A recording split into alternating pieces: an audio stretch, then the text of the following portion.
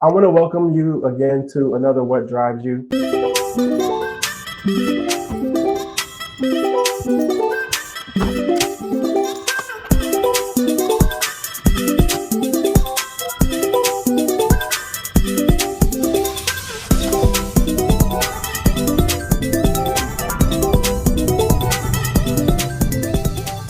Today, I am joined by an esteemed friend of mine. He is a talent leader, formerly at Equinix, Netflix, Girl Scouts of America. He's an executive board member of Honest Human Resource, and he's executive producer and host of the Young Black HR podcast. I'm joined by a good friend of mine, Matthew Kirby. Matthew, how are you doing today? Hey, what's up? What's going on? What's going on? Hey, everybody. Like we were saying before we hit record, man, I'm just proud to see this show here. Glad to see what you're doing it, man. Got to be in the car, to get all the aestheticals and everything together. So I'm looking forward to a good conversation today.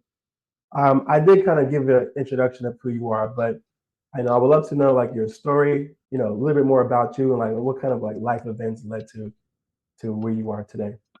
Yeah, no doubt, man. And thank you for the introduction. Sometimes I'd be like, man, who is that guy? But one of the things that I like to do in terms of like how I introduce myself to people is like I tend to start with the important stuff first. And I know that just the way that, life is and society is, we always starting with like what we do as a professional or a job or something like that. But let's back it up a little bit. So I'm many things, right? In addition to what you said, HR professional, podcast host, all that good stuff. But for me, what means the most to me and what kind of helps me drive and get through day to day is look, first and foremost, I'm a black man. I'm a person that loves to travel, not just physically or literally, but also just emotionally, mentally, and all that good stuff within my mind to get towards other destinations. I'm a husband, right? I got a beautiful black queen upstairs, that keeps me in check from time to time. I am a father, right? I got two little ones, right? One day they're gonna learn how to drive. Good Lord, have mercy. Whew, that makes me nervous already. But needless to say, I got a couple pairs of eyeballs that are always looking at me and everything. And when I think about this show in general, kind of what drives me, for me, it's not only thinking about myself and how I can be a better man, a better husband, a better person in general, a better father, but Mhm. even just kind of thinking about, driving myself, I'll say professionally, right? What does that look like? You mentioned that I too talk a lot and have my own show. Shout out to Young Black HR, always be applying and everything. But it's one of those things where it's like, the will to succeed and to be happy and to be Mhm. healed and to be whole. That's what really kind of drives me in life in general. And of course, I can't go without mentioning this. If you know me in real life, I do love to drive, literally. For those of you that are watching, I mean, come on, how long was it go, Nico? A couple of months back over the summer, Yeah. we literally drove across the country. So I'm I always tell my wife and people, it was two men and a cat. So I love to drive physically and literally, and also drive in other different ways. Yeah, definitely. That's why I kind of started this show called What Drives You and like wanted to do it in my car because I love to drive as well. That was my third cross country trip. When we first moved to California, I drove from North Carolina. I did the first leg and we got all the way to Texas in one Mhm. drive. And then, I helped a buddy. We flew out. He moved to Ohio during the pandemic. So I flew to Ohio and then helped him drive from Ohio back to California when he moved back. And then this last time, driving from California all the way back to North Carolina and going up through Denver and all that kind of stuff was definitely a nice long drive. but I'm Needless to I say. really appreciate you, being able to help out and stuff like that because you Mhm, definitely made it a whole lot better of a process. mhm. I did that first day, did like 18 hours of driving and never doing that again because the cat was all sick and it Right. was too much. But Yeah. definitely wanted to thank you for helping out with that drive and taking that 12 hours or whatever that we did. Just I didn't have to drive. I can just be in the passenger Right. seat for a little bit. Kind of really Yep. helped. Was able to relax and get through the rest of the journey. So Yeah, thank you no for that. doubt, man. I also tell people, when we did that, that was kind of like an unofficial barbecue tour, man. I mean, Yep. we hit Kansas City, then St. Hmm. Louis, then Nashville, Yep. then ended up in Charlotte and whatnot. So I was cool. You beat you with me, and everything. So, I'm good. I run it back too. But yeah, we good, man. We good. So you kind of touched on it a little bit, but what are some of the things that have made you successful so far in your life and in career, and in your relationship? Yeah, man. My goodness, man. How much time do we have in that sense, But I'll keep it brief, what makes me successful in a career is definitely gonna be much different than a relationship, much different than fatherhood, much Hmm. different than just that kind of success as an individual, right? But one of the things that I will say that's a common denominator to all of that is, for me, it all starts with a vision. It starts with a plan. And sometimes visions are bigger than what you can even imagine, but it's the imagination that helps fuel my type of drive. It's one of those things where when I think about, even when I was, single, as I like to say, and didn't have no family, didn't have no wife, I envisioned myself one day, coming out of A&T at that point, go Aggies, getting a job somewhere, doing my thing for a little bit, my humble beginnings in HR and all that, and then ultimately meeting somebody, maybe having a kid or two, and then, who knows where. One of the things that I'll tell your viewers is, look, you're talking to somebody, a country boy from North Carolina, and fast forward maybe like a decade or so later, all the way out in Seattle. Not only that's really interesting type of career and life transition, but it's literally all a part of what are some of those things that drive me. So if I didn't have that vision to be, or that open mindedness, I'll say, to say, hey, you know what, I gotta get out of North Carolina, right, and go Hmm. to my first stop in life was the DMV, so DC, Maryland, Virginia. I was there for 5 or 6 years. Right. By the time I left DC, Maryland, Virginia, I was a little bit, good in my career, probably around the 5 year or so mark at that point, Hmm. doing HR and whatnot.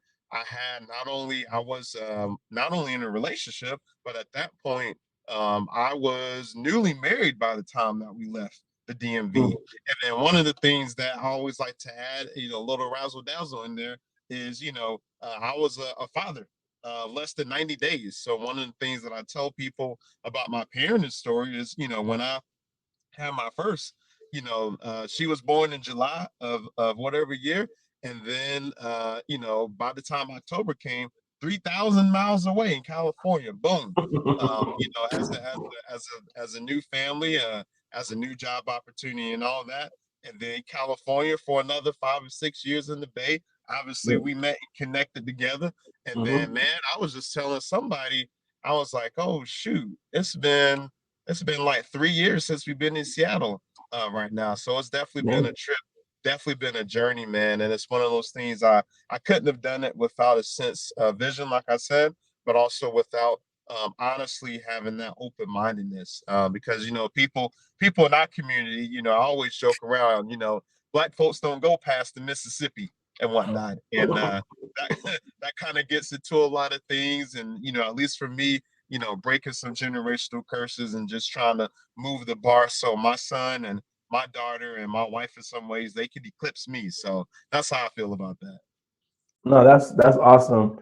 That left your smaller town, ended all the way up in Seattle, the Bay Area, DC, DMV.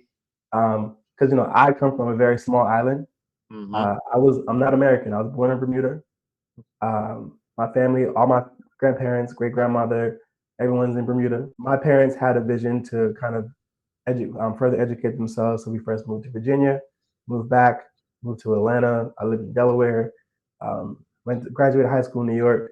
Went down to Florida Agricultural and Mechanical University, the number one HBCU. Um, and and then I throughout my life, I lived in Japan. I lived in Costa Rica for a little while. Um, Came back, met my wife, uh, and then we've been together now for 10 years. And we lived in California for 9 years, and just realizing just how long of a time that was. And now we're almost getting to a year here in Charlotte, and it's definitely been a journey. But like you said, having that open mindedness to want to get out there, to want to go somewhere, is definitely a key to part of my success and being able to do what I have accomplished so far. Even though I don't feel like I've done a lot, but everyone Mm-hmm. keeps telling me that I've done such amazing things. So I'm not gonna tell them no. I'm like, no, yeah, Right. I have done amazing things. But look, What have I man, done?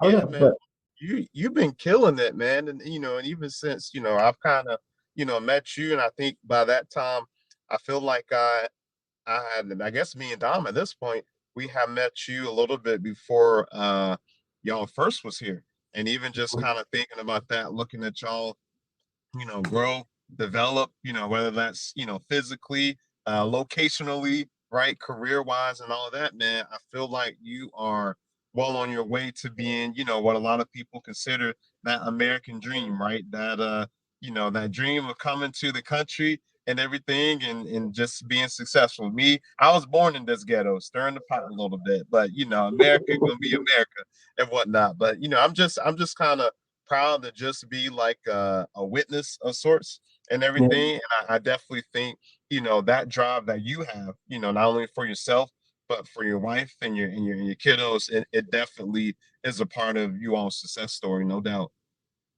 no, thank you. I appreciate that. Can you name like a moment in your life that kind of changed your trajectory or changed your mindset, or just something that like a moment that really changed you? Mhm. Man, which one do I choose from in that sense? I'll go back to the beginning of sorts, and I think this will resonate with people for a lot of different reasons. But for me, when I think about, my life, I kind of, and I'll give this analogy real quick, I kind of think about, when somebody's assembling a stack of dominoes, right? And they do some cool, crazy formation, and once you knock one over, it'll set off a chain reaction, and then some razzle dazzle may happen depending on how you set up and all that. So when I think about essentially what one of those first dominoes, so to speak, is for me, coming in the form of like breaking some of those generational curses, that's been a part of my family, is really being one of the first to decide and make the leap, and take faith and go to college at this point. Mm, That's not to say that college and all that is for everybody, because there's a mhm. lot of great options. Don't get me wrong. I know testimonies all over the place. But Right. for me, it's one of those things where it's like, because I went there and was in that environment and in that headspace prior to that, not saying everybody wasn't going nowhere in high school and middle school and all that, but for me, it allowed me to be open minded, Mm, coming from small towns, right, right, and everything.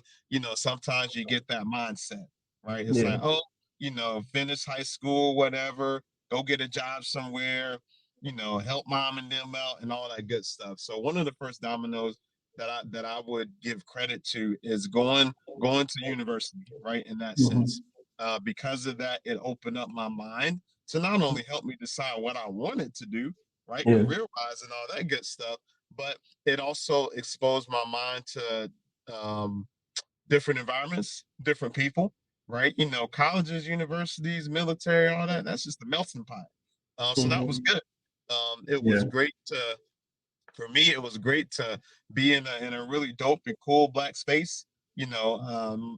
Other spaces for me before then, weren't as seasoned, as I like to say. So it's good to see a lot of different us. It's good to, just kind of for me and get a little bit more personal. It was good to be around kind of like a concentrated group of like black men, right? We Yeah. all doing our things, we all bettering our thing, bettering ourselves, and just Mhm. really wanting to do and be something, right? Right. So that was really helpful. And because of all of that, it was the reason why, and I tell people, especially about the career, it was a reason why, even as a freshman, sophomore, junior, senior, I was going to career fairs, I was immersing myself in all that type of stuff. And it Mhm. was a part of the reason why, and I know, some people can relate too, is a reason why I had my first job secured, first semester senior year. And they was Yeah. just like, hey, yo, finish the school year, we'll talk about logistics and all that. So I think when I think about that, it set off the domino effect, right? Without that, wouldn't have been Hmm. no DMV, right? Arguably wouldn't have been no HR space, wouldn't have been no relationships, wouldn't have been no relocation and mobility, wouldn't have been California, Hmm. wouldn't have been this, that, and the third. So Right. for That's me, when really I kind of correct. think about, yeah, when I kind of think about, those dominoes, all of them are important. Don't get me Hmm. wrong. But it's one of those things where it's like, you know what really set off the chain reaction? And I Hmm. think just being open-minded to want to go and get out of my hometown. Look, y'all, if you don't know me in real life, I'm from Fayetteville, North Carolina. I think probably one of the most important things that people know about Fayetteville is twofold: either J. Cole, or if you have some sort of affiliation to the military, Fort Bragg, right? And Hmm. maybe bonus points if folks know anything about Smithfield or Ken Laws or anything like that. But it's one of those things where, coming from relatively small town, literally grew up right beside a tobacco and cotton field and everything. And it's just one of those things where I'm so grateful that I had the openness, and really just the courage in that sense to say, you know what, let me take a leap and go to the big city, quote unquote, Greensboro at that time, and and just go from there, man. So that's kind of the big domino that I'm gonna give credit to. Okay. No, that's awesome. What made you choose a HBCU? Mhm. North Carolina A&T is one of the illustrious HBCUs in the country. Right. Uh, you know, they call their homecoming the greatest homecoming on earth, but Yeah, G you Ho, know, that's just marketing. It doesn't necessarily mean it's true. What kind of led you to choose the HBCU versus like going to like I don't know maybe UNC Chapel Hill or Duke right, or because you're a very intelligent young man, so I'm pretty sure you right. you had a gamut of options. Yeah, man. So like for me, when it came to all that stuff, let's go back high school. Generally speaking, was a good kid. Now that I think about it, I don't think I did any like AP classes or nothing like that. But generally speaking, Mm-hmm. A and B, throw a little C in there. That type of student. Was definitely not a valedictorian or any of the other Torians that are out there. But overall, was pretty cool as a Mm-hmm. performer in that sense. And one of the things when I think about college, yes, I ended up settling on A&T eventually, but for me, I had gotten into every school that I applied for. And for context, it wasn't a whole long laundry list, right? So I ain't got that testimony. I ain't gonna never tell you I got into 20 schools. I don't know nothing about that. Because even way back then, the way them application fees was hitting, Boy, being I'm telling exactly right, being in a kind of a single parent household and whatnot. My mom was like, "Look, you got about three good choices out of me, so pick them applications wisely." So when I think about that, it's like I don't have that PWI experience from an undergrad perspective, but the you. schools that I applied to at the time, UNCG, which is University North Carolina, Greenville. So East, if anybody knows about Eastern Carolina, so over that way. A&T, we talked about that in Mhm. Greensboro.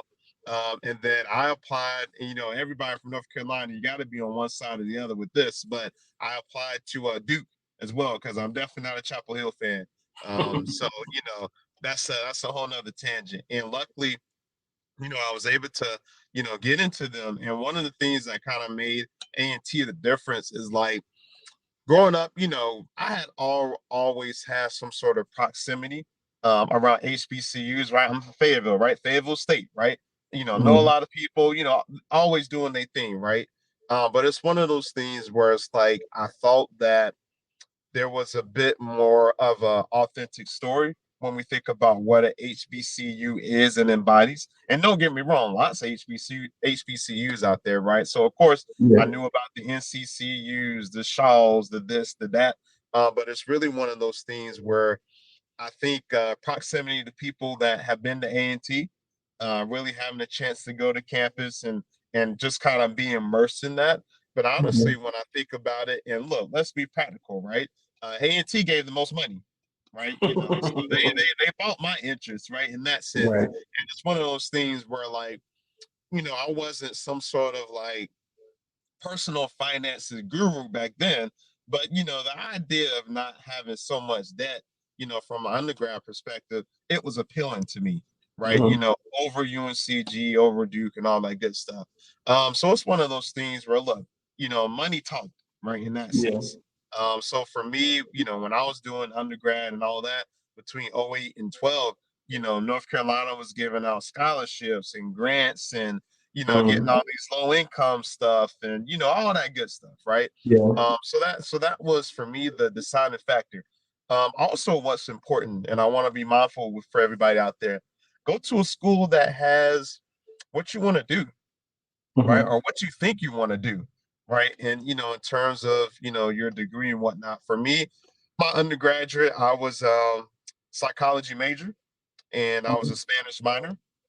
And within psychology, in that sense, you know, the program that I went into, you know, they really specialize in kind of what made A&T different was like they had a lot of kind of cultural and Black community based courses and kind of Hmm. pathways within psychology that made me be like, you know what? Because at the time I thought I wanted to be a psychiatrist, right? Okay. Yeah. And go down like the medical route. But you Hmm. know, through that, you know, I ended up fast forward even with graduate school, you know, ended up becoming what's called an IO psychologist, industrial and organizational psychologist. So for me, Hmm. man, that was a lot of the tipping points. Proximity, people, money, environment, all that good stuff, man. It all came together. So that's what made me choose A&T, and it just set the course, man. So I can't even complain. No, that's dope. Of course, as a What made you rattler, go to FAMU? You know, gotta show some Rattler love. What was like yeah. your tipping point? Because I know your trajectory might have been different from mine, right? Earlier, you know, you Hmm. mentioned you went to school in New York, you was in Delaware, you was this place, you was in that place. So what was like your tipping point in a sense? So when my dad went to seminary school in the AU in Atlanta, he went to Turner Theological Seminary, which is in the AUC. It was right next to Morris Brown. Mm-hmm. Um, and so we moved to Atlanta. We were living in Lithonia, which is like a little suburb outside of Atlanta, but we would Mm-hmm. always be downtown. And we went to the Atlanta Classic. So it was FAMU versus Tennessee State. Mm-hmm. Um, we were up, up in the high nosebleeds in the Georgia Domes before the Mercedes-Benz Center or whatever, way Mm-hmm. back then. And I saw the Marching 100 perform. And at the time I was in church, I played drums. That was the only thing that kind of kept me interested in church. I was like, yo, I'm gonna be a drummer in the Uh-huh. marching band. I'm like, oh yeah, I'm about to kill it. I'm gonna be a drummer. Um, that was that was sixth grade. Sixth grade. I went to I didn't realize this until later, but I went to a charter school in Atlanta that was like super black. Like Mm-hmm. we studied Black history. We had a Black history quiz bowl. Like that's something like naming off Black history facts was a really part of our education Mm-hmm. growing up. So I had a really sense of pride in terms of being Black and being who I was. And then seventh grade, I went to a magnet program. Still, majority of the class was Black, and still had that sense of pride. Was getting ready to start doing the band and stuff like that. Then my dad got assigned to his first church as a pastor, and that was in Delaware. We Okay, were you a whole PK out here. All right. pastor's kid, and so we moved from Atlanta, Georgia, to Frankfort, Delaware. Woo. When I tell you there was literally nothing in that town but the church, Mm-hmm. our parsonage, and cornfields. Mm-hmm. Slower, uh, lower Delaware is what they Lower called lower, it. Yep, exactly. slower, lower. Yep. And so we got there and went to school and stuff, and they didn't have a band program. Mm-hmm. So there was no drum line, there was no anything like that. Mm. So what I ended up doing was I switched to chorus, started singing and doing more performances at that time. Then we moved again, moved to Long Island, New York, got into a better music program there. Moved to Queens, did an all city program there. So I ended up just doing more singing and stuff. When I was living in New York and I graduated high school in New York, I was like 17. I don't know what it is about New York, but New York makes you like grow up really fast. So like I felt Yeah. like more mature at 17 than like most people, and like everyone that I was around was like super duper mature. I Mm-hmm. remember I had a buddy, and this is in high school now. High school 2005, 2006. He was like, "Yeah, man, I went to the gay parade, and I took off my shirt and acted like I was gay just so that like people and acted like my homeboy was my boyfriend, so that people would stop like flirting with us." And like, that's a really progressive thought in 2005. Yeah. Like that's I growing up, that really progressive in 2005, like really progressive. Yeah. And so that just like just that mindset of that, but also New York was like, because I was living in New York and I was doing hustling to do some things on the side on myself. I felt kind of grimy a little bit and getting like really like New York grimy and stuff like that. Mm-hmm. I did apply to a school. I actually applied and got into LIU Brooklyn, Long Island University in Brooklyn, because I was going to go and try to walk onto their soccer team there. But I I applied to FAMU. If they took them forever for them to respond and give me my application, I'd already taken the placement test for LIU Brooklyn and was Mm-hmm. about to schedule my classes out. Then I got the acceptance letter from FAM, and I was like, yeah, I've always wanted to go to FAM since like middle school, so I'm going to FAM. Now, mind you, I had never been to Tallahassee, Florida in my life. I didn't know anything about it. I picked my dorms from viewing on the website, and Mm-hmm. we made the drive down from New York. About like 17 hours, 17-hour drive down from New York to Tallahassee. I had orientation like the week before school started. That was my first time in Tallahassee, Florida. First time on campus. I didn't know no I didn't know anybody. I was just like, I'm just going. Right. Um, and it's interesting because I met some great friends there, like my freshman year at orientation, that I'm still cool with to this day. We don't talk as much anymore, but because different life things happen, people military and move around the place and stuff like that. But we're still like I can still hit them up or Instagram, Facebook, whatever. Like, yo, how's it going? That I met to that August 2006 to 2024, and we're still cool. And so that was like my reasoning for going to FAMU. It was a learning curve. You know, I had to adjust to being in a slower environment coming from New York, especially. Right. I also had to like kind of readjust my mindset. I actually ended up my freshman year. I was 18. I'm living a little too free, and Right. What had happened? my grades kind of reflected that. I Mm-hmm. lost my scholarship, so then I had to pay for everything out of pocket because I'm from Bermuda. I couldn't get like in-state tuition or had to pay Mm-hmm. for out-of-state tuition. And so what I ended up doing, I ended up dropping out for a little bit, went back home, transferred to school in Japan. And then the earthquake happened, came back to America, was in Philly for like a month, hated it. Philly is Temple was cool because I was at Uh, Temple University in Japan, their campus in Japan. yeah. I went to Philly to finish out the semester, and I don't know, like that school is it's way too much money for that school to be in that neighborhood. Like it just Yeah. Yeah. Yeah. A lot of people uh, don't realize that, Temple is a good school, don't get me wrong, but it's in the hood. You exactly. step off that campus, you on your own. Yeah, exactly. So then I went back. I was back home in Bermuda, and I was like, I can't stay here. I don't want to get trapped and sucked into like just being back in your hometown and just being there. So I did whatever I had to do and ended up going back to FAM and finished out my degree there. And like my life story is unique. I've had a lot of experiences that are kind of all over the place, and it's not very linear. It took me quite some years to actually get my diploma. I did get Hmm. it, but I actually don't have my physical diploma because when I left the school, I still owed money.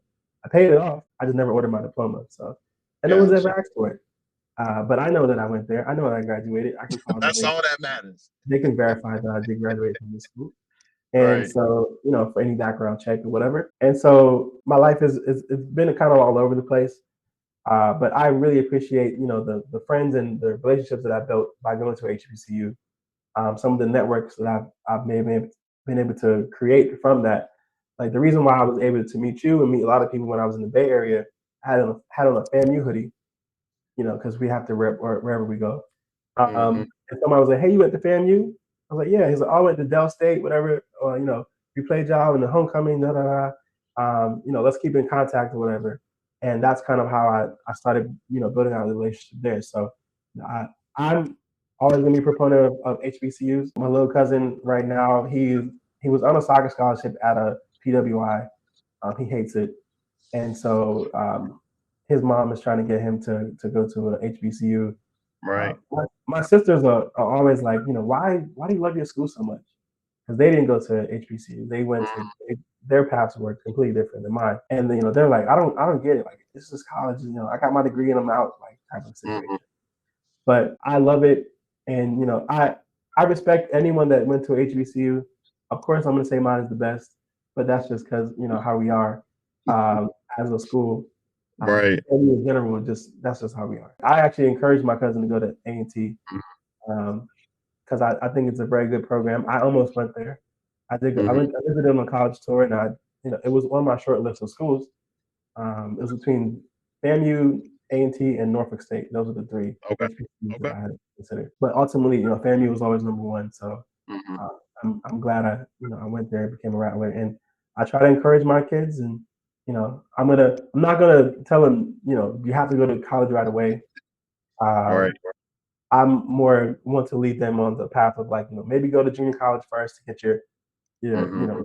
your easy classes out the way. Then you can go to FAM and or go to an HBCU and get the your bachelor's degree and all the other stuff, because school is expensive and it's only getting worse. I'm of the mindset that, like, yes, it's great education, it's great networking, and all that kind of stuff, but it's not the only education. It's not the only way to learn. Mhm.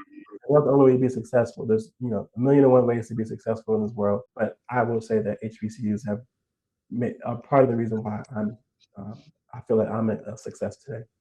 Right. No, and I like how you was bringing up a number of things for me, and it's kind of one of those things that, and look, y'all, I don't have I have little to no experience in the PWI life in terms of undergrad, so I can't speak from that, But what I have noticed and seen for people that I know that goes to PWIs or whatnot, however that happened, sometimes I hear a lot of sentiment of like, oh man, I wish I would have went to a HBCU, and it kind of reminded me of my sister-in-law.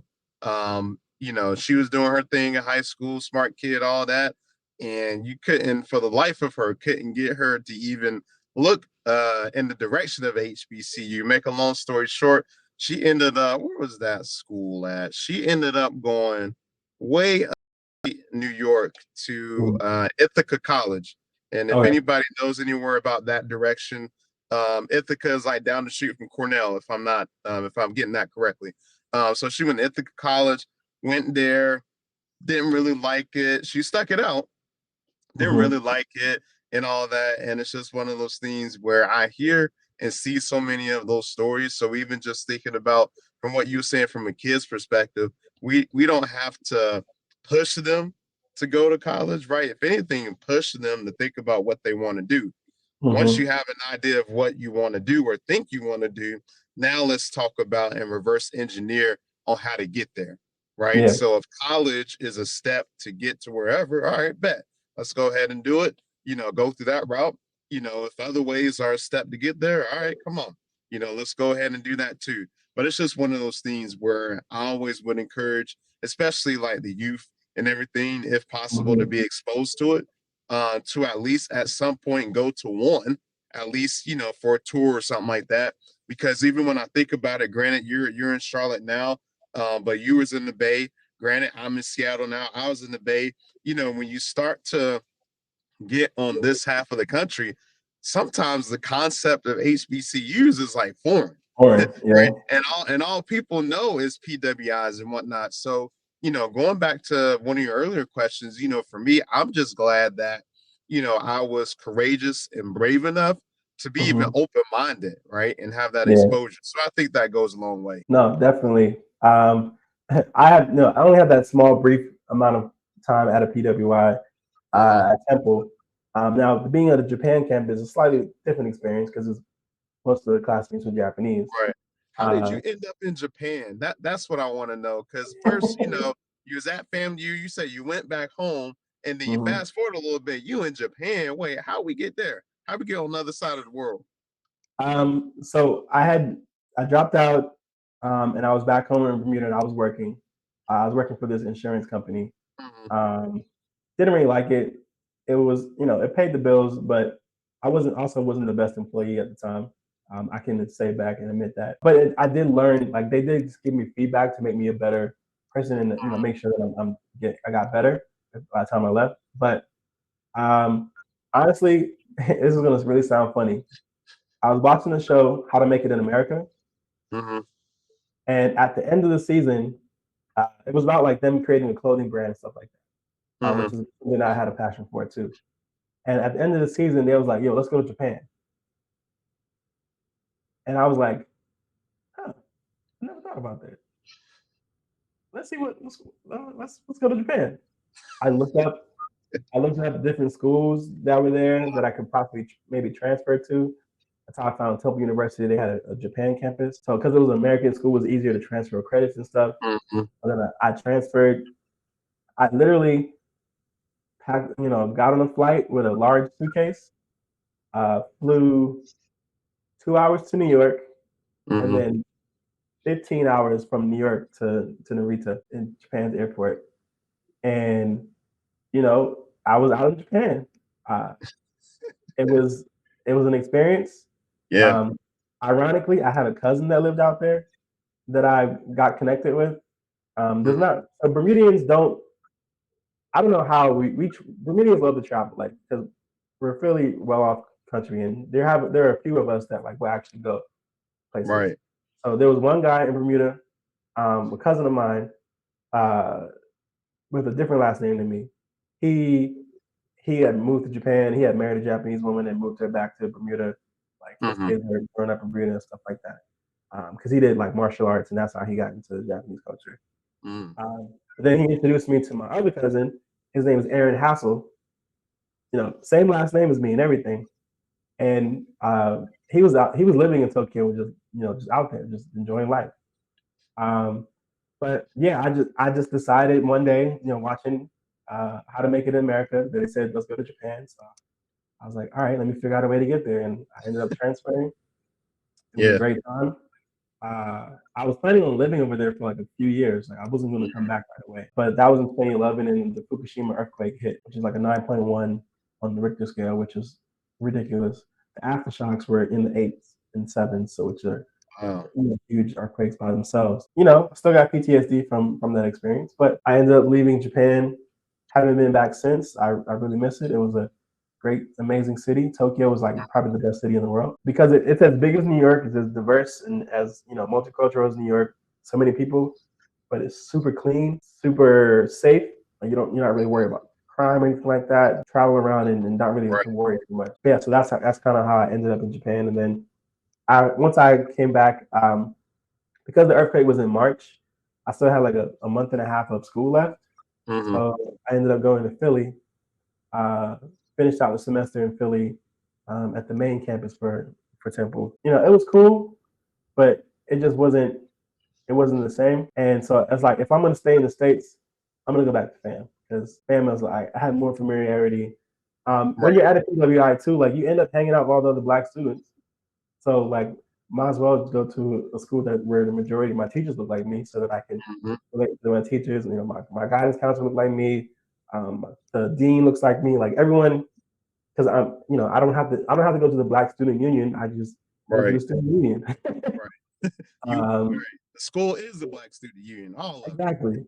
So that's how I ended up going back to FAM and finishing Mhm. out. And it was an experience. I'm glad it happened. I do wish I could have stayed longer, but it was a great time. So I did enjoy my time in Japan.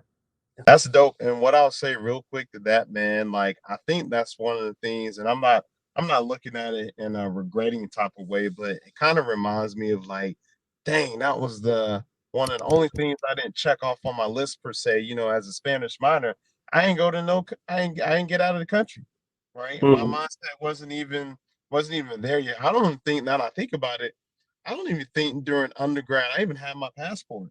I think I got my passport after undergrad. So, Yeah. uh, needless to say, I've righted some of those things, but it's like, man, like just being able to study abroad and do all that kind of stuff, man, I definitely think that's one of the types of valuable experiences that you may or Mhm. may not get following, other pathways. Of course, military go everywhere, but do you Yeah, necessarily want to go into a war zone? It all depends what you up to. yeah. I've had many people that were successful in both, but it just kind of made me think about that. No, definitely, and it was definitely like I've always been one to travel. Um, I'm at like 15. I'm at 16 countries visited so far in my life. Nice. Uh, Technically, U.S. is the second one, so I don't know if that counts, but uh, I'm at 15. Like I lived in Costa Rica for like 3 months. I Mm, went there for an internship, for a graphic design internship at a travel company.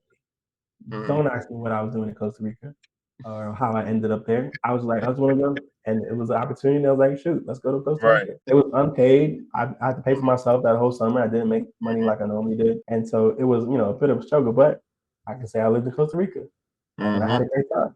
Uh, some of the freshest fruit you'll ever have in your life, like being in the rainforest, just chilling. And so, yeah, I definitely would encourage, and that's what I want to do for my kids is to get them to be able to travel and see different experiences, different countries, and all that kind of stuff. Because you get a more well-rounded sense of the world when you actually visit it and not just Mm-hmm. see it on the History Channel or YouTube. Well, I'm glad we had this conversation. I have a couple more questions that I want to ask, and this one is going to be a little bit more related to cars because it is called "What Drives You." Right. Um, we're both car aficionados. So, if money were no object, Mm-hmm. what would be your dream car? Ooh, man. Oh man, it's where do I start? So let me give some context first before I go into it. For those Mm-hmm. that know me in real life, and hopefully this don't stir the pot too much. People know that from the day to day, I'm not a hater of EVs, right? I drive, my daily is an RC car when people aren't hitting it. Right now I'm in this Nissan thing, and whatnot, living that big Nissan energy. You know how rental car places do. I always want to Mm-hmm. give you a Nissan or a Toyota, but it's all good. But I'll say my daily is a Tesla. I know we all hate Elon. It's okay. It's okay. But it's one of those things where, like, for me, what what draws me to the RC cars, I'm just a fan of technology, janky or not. I'm just a fan of it Mm-hmm. because the way that I look at it, somebody got to do it, and it's not going to be perfect. But Yeah. needless to say, to kind of get back to your question, is if money was no object, I would go back old school. Honestly, I would Mm-hmm. get a '67 C10, little Chevy truck, and Okay. I would lower it, do my thing with it, not racing it or nothing like that. But Mm-hmm. I would have an old school truck that really serves in my daily driver. Something about them two-door trucks, they just hit. Got a little bed in the back if I need to do whatever. But yeah, Mm-hmm. I would go 67 C10 Chevy. And do a little this, a little bit of that to it and everything. And then that would just be like my daily, my retirement type of thing, in an age where, folks is trying to do all the battery cars and the hybrids and the hydrogen in some case, I would go back, Mm-hmm. and continue my contribution of putting some pollutants in the air. Contrary to everybody's popular belief. But yeah, little C10 Chevy, man. Okay. I can't go wrong with that, man. What about you, man? What you thinking? Old school, new school? What you thinking? So I have quite a few because I've always people first ask me this question. My first car is going to be the Aston Martin DBS.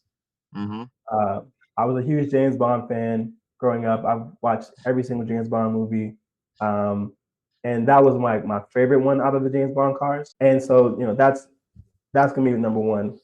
Mm-hmm. One of the cars that I've always wanted when I was a kid growing up. Um, there was a gentleman at my church in Delaware. He had a 1969 Lincoln Continental. Ooh, big body. Yeah. Um, murdered out, like blacked out. The digital had early with digital dash, like Mhm. The front seat that like went across the whole way, so like you can, Right. there was a space in the middle for someone to sit in the front seat, like Right. because the A bench thing seat. was. So like when it comes to like old school, like I always wanted something like that, like Lincoln Mhm. Continental. When it comes to my like ultimate car, because I like to drive rather above the speed limit, it'd probably be the Koenigsegg 1-to-1. That car, for every pound of torque, it has a pound of horsepower. So that's called Mhm. the 1-to-1. And it's like 1,000 horsepower, 1,800, Mhm. whatever. So that'll probably be like my ultimate dream car. It's just like, Right. hit that on the track and just fly, or just, hit the salt flats and just fly. I'm a car. I just put me in a vehicle that has, four wheels and a motor. Right. Um, You can't a go wrong. motor, not electric. A motor. Oh, well, it's all good. It's all Yeah. good.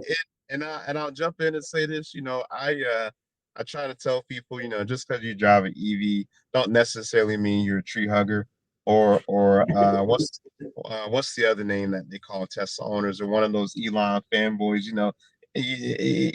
Leave Elon alone.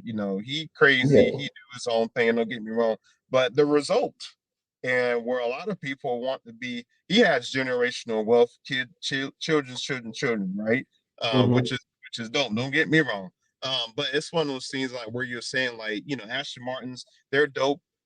They're different.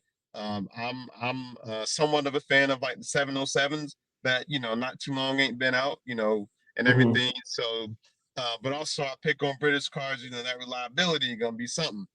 Yeah. So And have a nice little stash off to the side, for when the time it comes. I'll say exactly. that as well. I drove I had a Alfa Romeo for a little while, but Mm. then the reliability stuff started happening. Had to get rid of Yeah. that. In Mm. my Before I got into my career, some of those cars that I drove, I was my first car was a Hyundai Sonata. It Mm. was so banged up, somebody actually bought it for me. So I tell people my first car that I bought myself, I didn't even drive because somebody a day or two later came and bought it for me. And Mm. then I transitioned to Honda Accord. It was on Doves, came just like that. That Yep. was the car that I moved to the DMV with. Mm. Hit my first pothole, 295, bent the rim. So I had to pivot Ooh. from that. My lord.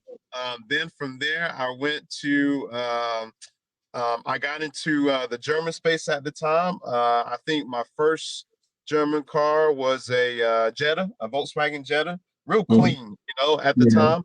2011 Volkswagen Jetta, all the options and whatnot. And then I had a GLI. And then around that time, again, young and dumb, I had traded that in for what was that car that had came out? Oh, the first year the FRSs came out from Toyota Mm. before it became BRZ and all that. Had Yeah. that for The like five style. minutes. Yeah, had that for like 5 minutes before Toyota at the time dropped the news that was going to stop making it. So I had to abandon ship, before the values plummeted. And then from there went back to VAG. So that's when I went through my GTI phase and my Rapid Mhm. phase and all that, and had an A4 for a little bit, A5, but realized, I'm still in the glow up. I can't afford all this nice German. The So maintenance. I had to roll it back a little bit.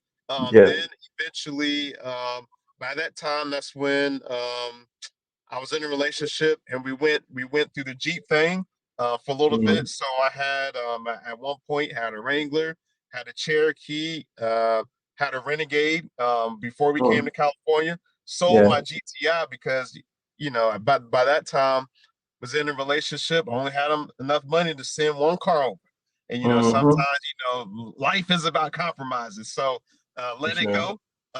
Small little tear, but that's when I was happy when I met you and you had yours that brought me back. Yep. So had to let that go, and then after the Jeep, and I tell people, I've only been driving electrics for like 5 minutes. Yeah. The first electric that I had, it was what was that thing? A Ford Focus electric? Trash, terrible. I'll probably never buy anything electric from Ford again.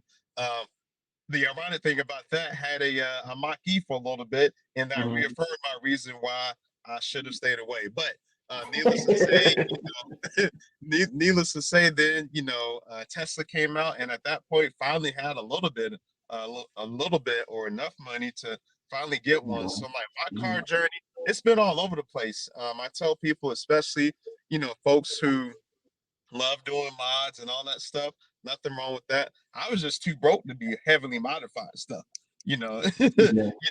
That is, and I know a lot of folks who are in the cars. We know that, and that comes with the territory. But for me, one of the things that I'll call out really quick, I was a huge fan of motorcycles, right? So Mm. whereas you like your four wheels and an engine, if in addition to money not being an object, I would go back and get some motorcycles, man. My first Okay. motorcycle was a Honda F4i. Had that in the Mm. DMV, a little 600. Then I went to a Kawasaki Ninja Yeah. 600. Then I stepped it up, got a big boy, my first Gixxer 1000, and everything. Mm. And the rest was history, man. So just being able to, something about letting that wind flow through your hair, smelling like outside and gasoline after a ride, you can't Mm-hmm. beat it, and everything. So, I've definitely been on both sides of the spectrum, man. So always could talk cars all day long. And then even just being out here in Seattle, I tell people, it rains a lot, but money grows on trees out here in a sense. And it's one of those things where, you see the old heads, they got everything new. So, it's common to see, it seems like every other person got a Porsche out here. Just they just like common, Mm. just as much as like Hyundais, right? But also Yeah. I tell people on the other side of the spectrum, you got the Kia boys, and they be doing their things. So it's really interesting, just thinking about all the places that I lived at, what that car community and culture have looked like, man. So, Yeah. it's always a good time when cars involved. No, that's really dope. I'm always envious of people who have like long car histories. Literally, my very first car that I've owned, purchased, whatever, is my Volkswagen GTI, 2016 Volkswagen Yep. GTI. I've driven a lot of my friends' cars. Hmm. Um, when we first moved to America, we had what was it, a Plymouth? I think we had a Plymouth Oldsmobile or something. It was real boxy, white. I remember it. Uh-huh. But then the favorite car that my parents had, we had a Dodge Grand Caravan. Okay. The minivan, I Hmm. used to I used to mob in that minivan. Like that was my that was my little baby, man. Just Right. pull up. Had the Right. automatic doors back then. Had the Bluetooth headphones. Like Yep. this is 2000. This is 2000. So Exactly. early on in the game, I'm like, Right. this is so nice. Right. Um, and so we mobbed like that minivan was lasting a long time. Yeah. Uh, but then I went to college and my roommates always had a car, Hmm. or someone around me always had a car, so I never Hmm. needed one. Hmm. Um, I was able to make bus moves and do whatever I needed to do without it. Um, and then I don't know, and that's also probably why I was able to travel so much too, because I Right. didn't have a car payment, I wasn't paying gas, wasn't paying insurance. It was literally just food, school, and then whatever flight I'm booking. Uh, Hmm. and whatever bottle I'm buying for the party. So that was pretty much my life up Right. until I got this job here at Compass. I was like, Hmm. oh yeah, I'm gonna buy my first car. Um, I joined Compass in 2019. Hmm. Uh, I because of the timing and everything, I just started taking the train to work. Yeah. So I didn't really have to, like, the office is right by the train station, so I didn't really need a car. Oh yeah, you good then. Avoiding traffic and all that kind of stuff. So I just rode the train. And then 2020, I was like, all right, I'm gonna get one now. Of course, March 2020, the whole world Right. shut down. I didn't have to go outside anymore. Right. And I was like, well, I don't need a car now. It doesn't make sense buying a car now because I'm not driving it. I'm not gonna be going nowhere. And then in September or like October that year, Hmm. I went to the dealership, looked at the GTI. I was like a 2022 or 2020 GTI, Hmm. brand new off the lot. I could have pulled the trigger right then, and I should have, but I was like, yeah, I'm not really going to work like that. Like they're not calling us back into the office. Like Hmm. I don't need it, so I didn't buy it. But I ended up getting my car 20.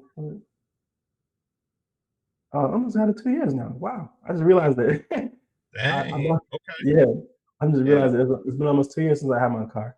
Right. But I got it in 2022, Mm-hmm. and the same price that I paid for for my used 2016 was what I would have got was what I would have got the 2020 fresh off the lot for. Wow. Same price. But Yeah. that's because the used car prices had skyrocketed because of like supply chain issues and all the COVID that kind of ruined all that kind of stuff. Right. But no, I'm very happy with the car I got. Only Right. had 40,000 miles on it when I got it in Right. 2016. So 6 years old, 40,000 miles. It means they were barely driving it. I've put way more miles on it than what came with the car since I bought Right. it in the last 2 years. But that's because this is my forever car. I don't plan on giving this car up. Right. It's a good Um, car. Um, I'm I gonna had a keep lot of it. fun. I had a lot of fun with mine. And one fun fact that I'll tell, and I'll leave this story for another day. But there was a stint where I used to live in Delaware, but Mhm. my job was in Rockville, Maryland. So if anybody knows about that commute, I mean that's an hour and a half on a good day. So Mm. something about doing, blasting down 50, right, going over the Bay Bridge, blasting basically all the way down to DC in the mornings. If anybody knows about 301 in Delaware, it be wide open. But let me tell you, them cops be Yeah, hiding boy, be in out there. Yeah. bushes. Yep. It be the only thing out there. And then you don't start to hit civilization until really you hit Annapolis, right? Going over that bridge and whatnot. But man, just blasting, getting up and out in the house, at the latest at 6:30. So I had a shot at being to work by 8.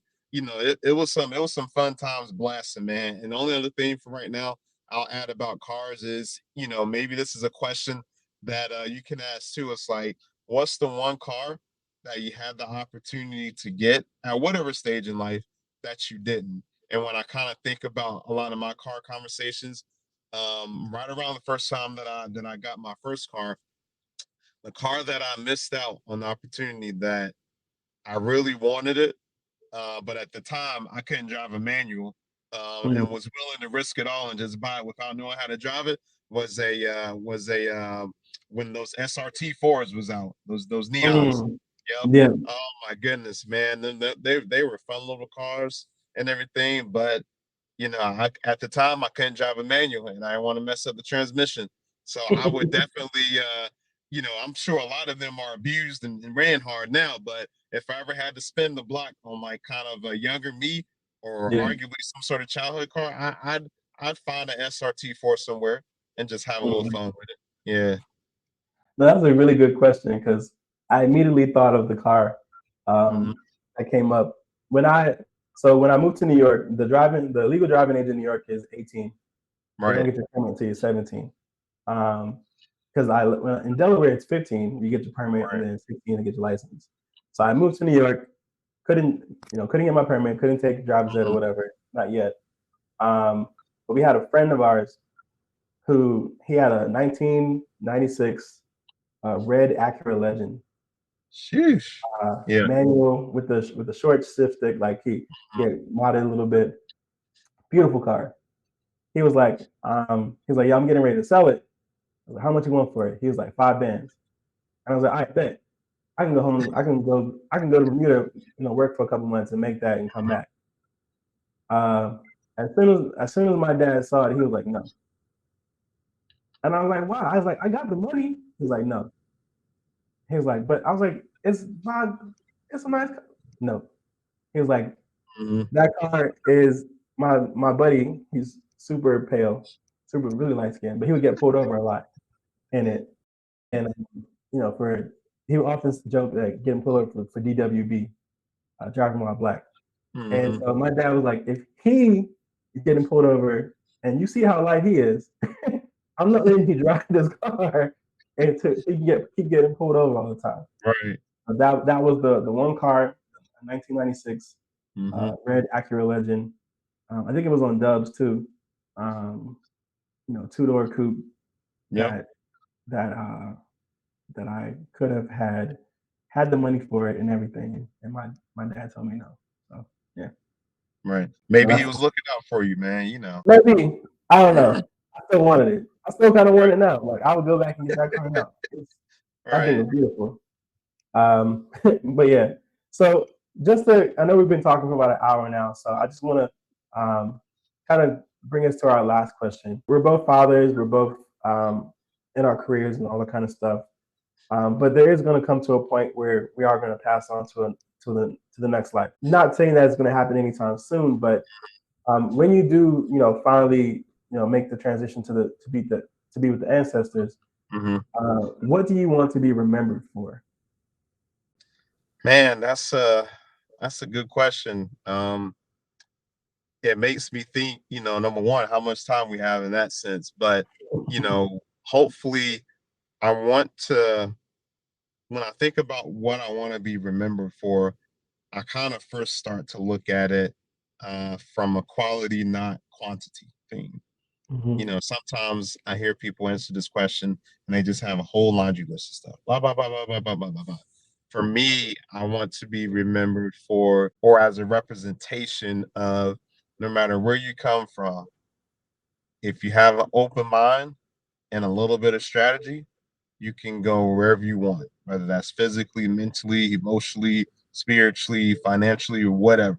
I Mm-hmm. want to be remembered for, hey, I'm just this kid from Fayetteville, North Carolina, that had that open mind to further my education, right? If that's what somebody chooses to do, but also being that person that, and even still now, man, I'm living history, literally living legacy right now. But be that person that says, hey, our family, we have some generational curses. We got to break them. We got work to do. I Mm-hmm. want to be that person that's remembered for being intentional on showing the kids in this example on how you be better than me, right? And Yeah. I've done a lot, right? I've done a lot. Not saying I'm the number one person in the world, but I've done a lot in this relatively short amount of time. And Mm-hmm. I want to be remembered for someone who is a good listener, who can make you laugh at times, who can be there for you, who can show you what a father in this example is when there was no father, right? Fun fact about me, I didn't meet my father until I was after 30, right? But that's another Mm-hmm. story for another day. Be that person that, is able to prioritize self. And what I mean by self, the mental part, because Mm-hmm. mental health is everything nowadays, which is dope. Yeah. But also know enough to know that you don't know everything, that Mm-hmm. you should always be applying, right? Not a Mm-hmm. shameless plug, always be applying yourself to be a better self, be a better version of yourself. And applying isn't just the physical act of job applications and whatnot, but also applying yourself to be a better mental you, a better Mm-hmm. healed you, hopefully a better financially you, right? Because we know our community has troubles with that. Yeah. Hopefully a better apply yourself to be a better spiritual you, right? Regardless of religion, right? For this purpose, but Mm-hmm. just be a more holistic person. So just a person that could be remembered, for having a little bit of a dream, taking a little bit of a risk, and really being able to sit back and be like, yo, damn, I can't believe, a decade ago I started from here and I'm over here being Yeah. that person that can travel the world like you, man.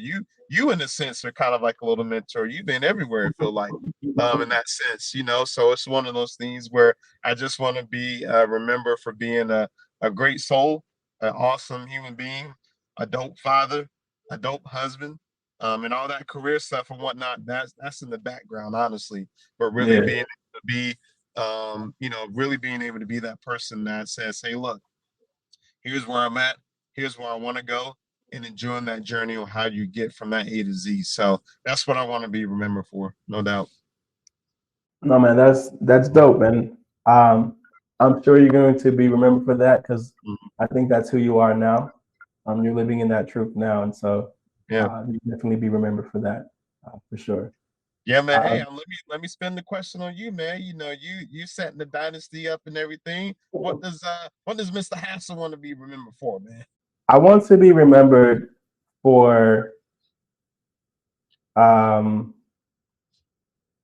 trying to say the right words, but Essentially, I want to be remembered for someone who created an environment that fostered good, positive energy, and also, um, learning and experience. Like I like to share. I like to learn, but I like to share what I'm learning with other people, and hopefully that they learn it too. So like I want to be remembered for for creating a good time, creating an environment where you elevated yourself and you got better. Um, I'm not gonna. I've always been the type to like not really like dwell on things or like that you keep complaining about stuff and not changing things. Like I want to be the and I also like just like putting people together that I know that can create certain magic and stuff like that. Right. So yeah, I'm going to be remembered for that person who's creating an environment that um, really you can say like, oh, like it was a great time. You know, he was able to help me with something, uh, and because of meeting him, I learned something about this, or I did something like that, or just Right. whatever. So that's just kind of who I want to be remembered for. Um, I there like I was explaining in one of my other interviews, like it's been I've definitely grown and have to change who I am and not change who I am, but change my approach to life a little bit to kind of really foster that more positive that more positive experience. Uh, there were parts as a just being as a man and as you grow up, sometimes you're more negative than others and whatever, and there's different Mhm. parts of your life where that can bleed into other things. But I do want to say that like those experiences have taught me to how not to be, and so I'm really curating on working how I should be and how I should show up to people, and just kind of moving forward from there. And so I want to be remembered as the latter half of me, the Mhm. more funny, the person that we had a great time. I connected them with someone. I know this person, that person. Y'all should get together. These kind of things. That's what I want to be remembered for. That's dope, man. And, even just from the little bit that I've witnessed, being, in your life, right, since the Bay, you definitely been living that. And I think a lot of us, especially in this generation, I mean, we are legacies in progress, Mm-hmm. literally, right? So hopefully it's a little bit better, for the next generation and next and everything. Because I was looking at it the other day and I was like, wow, my children, our children at this point, I think they're on from a generational perspective. I think they're generational alpha. So if you can believe it, like the I don't alphabet know is none of like, these generations, man. yeah, yeah, it's like, man, the alphabet is like repeating itself, right? Right. In that sense, it's starting from the beginning. So like that's even crazy to think about, man. But it's this has been a dope conversation, and everything. You mind if I do some shout outs and whatnot and everything? No, man, of course. Go ahead and do your shout outs. I just, thank you. First, thank you for Yeah, participating. Thank you for joining. Thank you for spending, no doubt. an hour and a half just talking with me. But Yeah. feel free to give your shout outs and make sure that we highlight those as well. Yeah, no worries, man. Definitely I want to first and foremost shout out to you. This is a dope platform, a dope show. And I'm not just saying that because we recorded. I really get excited nowadays in life when I see people creating their own show. And I love the concept. And I think it's definitely gonna be dope and everything. And it'll be great to see episodes, whether in your GTI or one day have some sort of car partner and you're doing these episodes of McLarens and whatnot. Like I can see it, man. Like I'm with you. I can see it. Hmm. So just shout out to you first and foremost. Shout out to the family, and everybody, at the house. I know they're a big driving force, but even just from a platform perspective, y'all go check me out. Always be applying. I always say it a lot. In my line of work, check out Young Black HR at YNGBLK. Check our platform out, and let's continue these conversations, man. They're dope. Love to see it, man, and this is good. And thank you so much. And I'll make sure to put your, you know, Mhm. link in the bio Yep, I'll in send the you description everything you and need. everything. Yeah, awesome. Well, thank you, Matthew, for for joining today. I'm glad we had such a great conversation and looking forward to future conversations as well. Absolutely.